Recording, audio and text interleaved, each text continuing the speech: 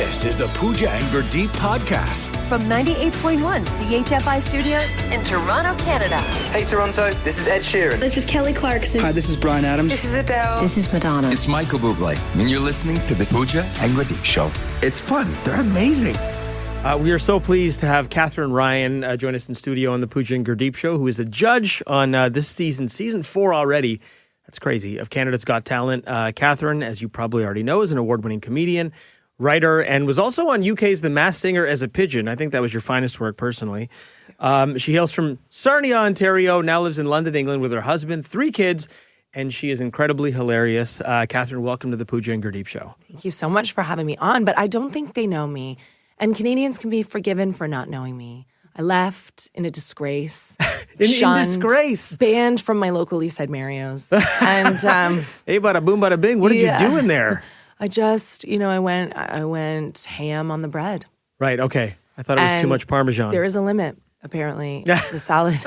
And then I just have built this career in the UK that has been wonderful, but I never really knew whether I would tour in Canada, do stand-up here. And so when I got the opportunity to become best friends with Shania Twain on Canada's Got Talent, I was shocked. I thought, I wasn't even aware that people could access my work as a pigeon on The Masked Singer. That is the best humble brag I've heard all day. Just slipped in, I'm best friends with Shania Twain. Yeah. But listen, I just found out off air, you're from 1983. You're from a magical year called 1983, which I am too. And because you're from here, you remember the Olive Garden, right? I do. The Olive Garden. It was free breadsticks, free breaded ravioli. Mm-hmm. That was like, can we bring back the Olive Garden in Canada? We no longer have it. Oh, did it leave? Well, it's only I drive across to Buffalo to go. Oh, fine. I realize it's not like real Italian food now that I'm grown up. But when you're like 8, it's the best thing ever. When you're 8, everything's the best thing ever. We used to go over the river to Port Huron and go to Chi-Chi's. Chi-Chi's Mexican food, yes, with the like hot dogs, the deep fried hot dogs. That's it. The Chi-Chi dogs. Ice cream. And I would lie to my sisters who were smaller than me. I lied to them a lot before smartphones. Yes. And I told them that it was illegal to go to the loo without dancing the conga on your way there. So they're just little girls like dancing, and we had many adventures in Sarnia. I love this. See, this is what we thought was real Italian food and real Mexican food when we were 8. And I miss sorry, Chi-Chi's, but I miss like the crappy Mexican food, like the stuff you get it. Me too. And being a woman of the world now, living internationally abroad, I have access to authentic Chinese food, authentic Thai and Indian. And the fake is just like white enough for us. They've taken out some of the more adventurous dishes. Yep. I'm not eating sea urchin. Mm-hmm. I'm Celtic. So long live the Olive Garden. I love this. But look, I think you undersell yourself here in Canada. We know who you are. You started your career here in Canada, but yes, that took you abroad to England, where you're now one of the top comedians in the UK. Can you tell us a little bit about that journey that took you from Sarnia to the big city? It was difficult, actually, because I was a Hooters waitress, which I've explained to them in the UK is an owl sanctuary, and then everyone really just is proud of me and my huge heart. And I did a little bit of stand-up at Yuck Yucks, but not professionally, and I was really offensive, and I was drawn to shock comedy and edgy comedy, but I didn't understand the nuance that made it so special, and I was just like a toddler with a chainsaw running around Toronto, doing lots of fun things. But then I got really serious when I moved to the UK. My relationship with my daughter's father dissolved. I was very financially insecure with a baby in a foreign country, and I worked in an office at that time. But it was a grind, and then daycare would have cost more than I was earning at the office, and I thought, what am I going to do? And I was always very resilient. I didn't want to come back to Canada with my tail between my legs. And everyone expected a lot from me. And I went, okay, well, I'm just going to have to make this work. I'll look after my baby, but I'll do stand-up. That way I can be home with my daughter all day and do these gigs at night, and I'll just have to make a go of it.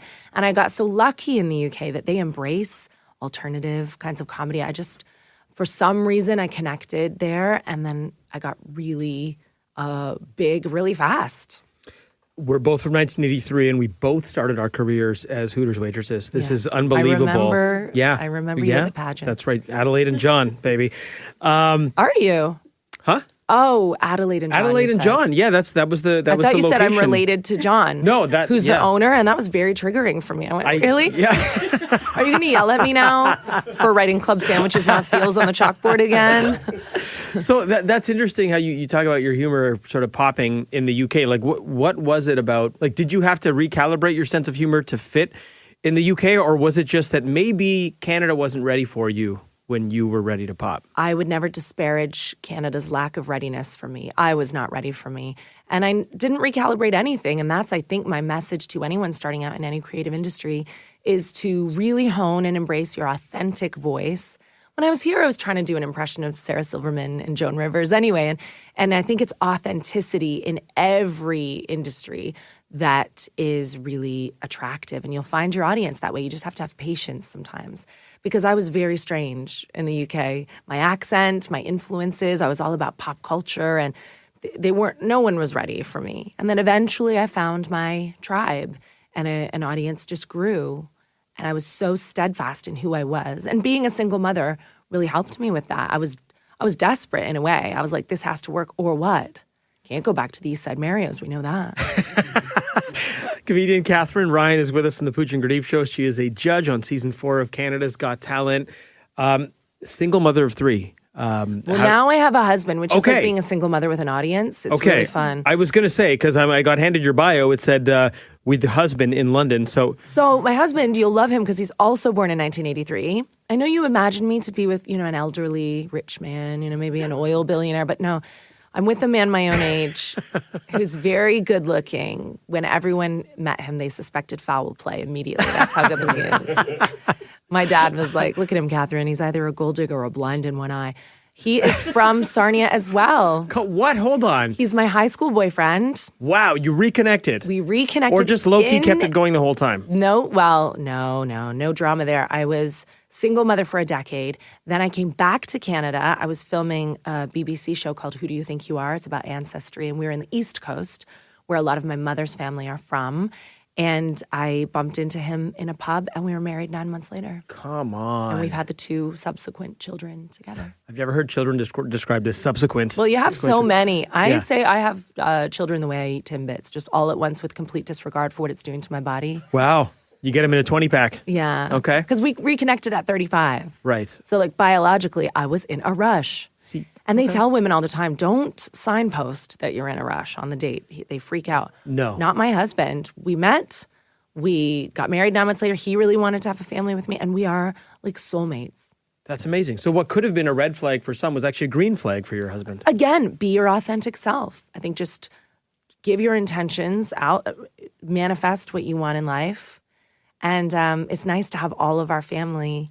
We went to the same school. We grew up on the same street. We're actually brother and sister. It's cute. Okay, that started off really cute and then got a little bit southern and weird. The Pooja and Gurdeep Podcast.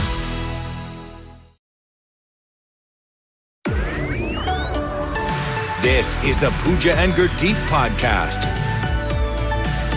Katherine Ryan is with us. She is a judge on season 4 of Canada's Got Talent on City TV. I'm always interested in the process of comedians because, there's many ways to make an omelet and so forth. So there's your observational comedians, your Seinfelds. They observe life and they write things down and they go about it that way. And then there's comedians like your friend Jimmy Carr, who's also hilarious, who writes down thousands of jokes and then will whittle it down for like a 1-hour special. What is the process for you, Katherine Ryan? It's unhinged because of my schedule. So I just make little notes in my phone as I go. And I'm on tour right now with a 100-show tour in Europe and the UK. I've done about 25 of the 100 thus far. And before you go on stage with a 2-hour show that's all your own, you would try to do pubs and clubs and try 10 minutes, 15 minutes, 20 minutes just to see and hone it that way. Jimmy and I have a similar process, I would say. I've just got loads of notes that make no sense.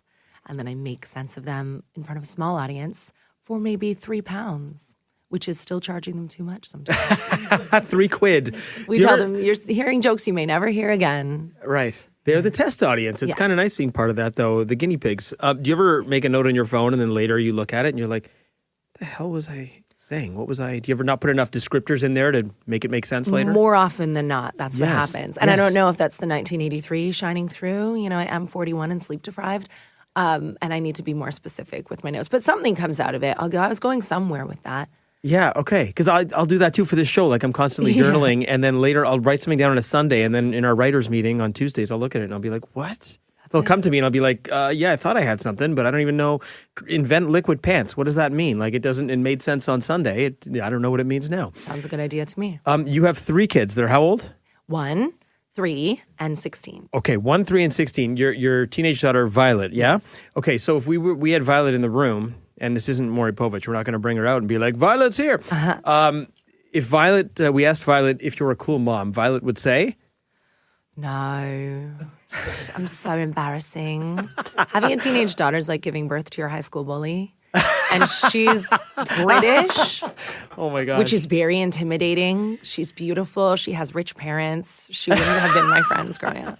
She's like, oh my gosh, Mom, you're so embarrassing. You're so embarrassing, Mom. She's like Mussolini with a Stanley Cup. She's got a 45-step skincare routine and 0 empathy. Okay, I have to bring in producer Steph on this. I'm sorry, because what you said, having a teenage daughter is like giving birth to your high school bully. Steph has a teenage daughter. Like, be more accurate. Yeah. It's absolutely the most accurate thing I've ever heard. Yeah. And you're like, you want to be friends with them, and I admire her so much. I think she's cool, but we don't even know if she'll eat with us half the days. We just hope we see her at the dinner table. She's busy. She's got her own life. She's British. Okay. It is strange to be... Shania Twain actually pointed this out to me on Canada's Got Talent. She said, isn't it odd when you go out to dinner and you and your husband have this Sarnia accent, but you're out with these 3 British children? We're like, Mummy, I don't want to have that, Mummy. And I think, yeah, they're like butlers, like really inept butlers. That is hilarious. Comedian Katherine Ryan is with us. So your fans, of course, will know you from your stand-up specials. Both of my fans. Both of your fans, yes. We were going to bring them in, but we couldn't afford it. Your TV series, The Duchess, of course, and your countless appearances on various UK panel shows, where the language is, how we say, a bit more colorful. Yeah. How did you sort of shift your mindset when hosting a family-friendly show like Canada's Got Talent? I think Canada's extremely conservative, whether you guys realize it or not. It seems like, hey, we're fun, we're cool, sorry, But you guys are, it's funny that I've done a lot of family shows in the UK as well. So I know how to be on live breakfast television equally. I can go on the roast battle shows and do the more raunchy genre. Mm-hmm. But I found that Canada are very concerned about cleavage and television. In particular. We had some semi-nude Japanese contestants doing all kinds of comedy. We had, I think men, especially fuller-figured men, when they take their clothes off, that's really fun and that's family-friendly somehow and it's for everyone. We had fire-breathing acts. We had incredible variety. But producers were quite concerned about my cleavage all the time. And they were like, we might see a whisper of nipple through that. And I thought, oh no, Canada might suss out that I am a mammal. Well, I think we have the title for the podcast. Whisper of, okay. Just a whisper. Noting that down. Just a hint. Just a hint. Not and a I'm very full-fledged chef. fair-skinned. You couldn't see them. They're the same color as the rest of my flesh, I've been told. But I mean, yeah, look, I can do family-friendly. I've proved that now in Canada's Got Talent. It's Howie that you have to watch out for. Really? He has impulse control issues, and that's what makes him such a brilliant comedian. If he thinks it, he says it out loud. But we did have some 8-year-olds in the audience who learned a few new words that you won't be seeing in the edit. And likewise here. So the winner of Canada's Got Talent, to bring it back to the show, is going to take home $1 million. Courtesy of Rogers. Courtesy of Rogers. Thank you. You said it before I did. That gets every time we mention Rogers. Katherine, if you had won that kind of money when you were starting out, how would it have altered your career path, if at all? When I was starting out, it would have been an absolute. I would have been Justin Bieber in a Ferrari. I don't really advocate giving 19-year-olds $1 million. I think, luckily, winners will also receive financial advice from CIBC. There we go. Yeah, because you just need to invest now. This is $1 good. million in Canada right now is like a week's worth of groceries. It's a lot of money, and you have to spend it very wisely. And I'm glad that And this is why I don't say yes to just anyone. I've seen a lot of potential on the stage, but I will only say yes to a bona fide star because that kind of financial backing, that kind of accolade, being vulnerable on a world stage when you're not quite ready can be a hindrance, I think. I look back on some of my struggles as a single mother in a foreign country as being very formative, some of my fondest memories, really. struggle can be good. Hearing no can be great. I always wonder with the judges, like, with Shania, is she partial to the singers because she's a singer? Like, would you be is it hard to be unbiased when there's a comedian? Do you just want them to be really good and want them to get through? I think Shania Twain, my bestie. Your bestie, that's someone right. I've admired for many years, an icon that I don't know how we were able to link up the schedules and have on Canada's Got Talent. It's such a coup. People will be tuning in for that bone structure alone. I mean, she's the most beautiful and down-to-earth, humble human being that I've ever met. But she can be quite ruthless as a judge, quite honest. And it's her good nature that means she can't lie. And I think Shania, in my experience, might have even been harder on the singers than anyone else because she knows what it takes and she's really done the grind. And there would be singers who'd come out and say, Shania Twain is my greatest hero. I mean, everyone in Canada wishes they could be in my position, sat next to Shania Twain. But she would then say no, like to a child with a guitar. And I found that it was difficult to say no to comedians because it's so subjective. Singing is less subjective. If you're pitchy, right, we know that. If you're flat, if you didn't give your performance that emotion that required, we get it. But with comedy, I just don't even know. Even after everything I've been through, I don't know if I'm in a position to say that that's bad. I was kind to comedians, I have to say. I had a soft spot. Okay, well, it's a good tease. We'll all be tuning in now to see Shania just crush the dreams of an 8-year-old with a guitar. Katherine Ryan, judge on Canada's Got Talent. You're so funny. I can't wait for season 4 of Canada's Got Talent. All on Rogers. Winners taking home $1 million. Katherine Ryan, thank you for stopping by the Pooja and Gurdeep Show. I really appreciate your time. It's been fun. Thanks for listening to the Pooja and Gurdeep podcast. Listen to Pooja and Gurdeep live weekday mornings from 5 to 9. Only on 98.1 CHFI. Toronto's perfect music mix.